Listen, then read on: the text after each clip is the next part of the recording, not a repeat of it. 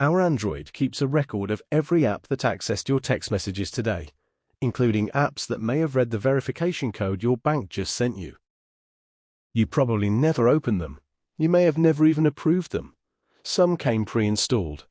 Let me show you exactly where that record is hiding. First of all, open Settings.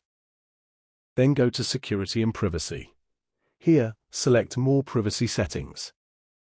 Now click on Permission Manager. Here, select SMS.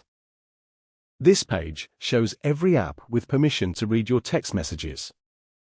Tap the three-dot menu in the top right corner and select Show System. Your list will instantly grow. These are the hidden system apps most people never check. Scroll down and check the list.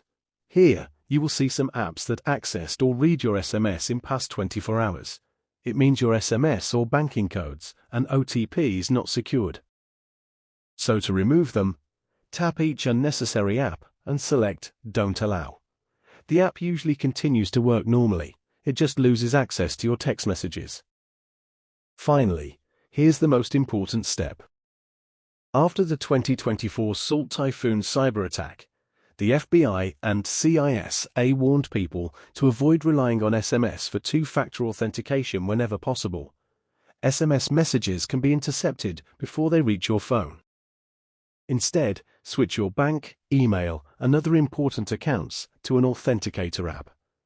Once your verification codes are no longer sent by text, every app you just blocked becomes useless for stealing them.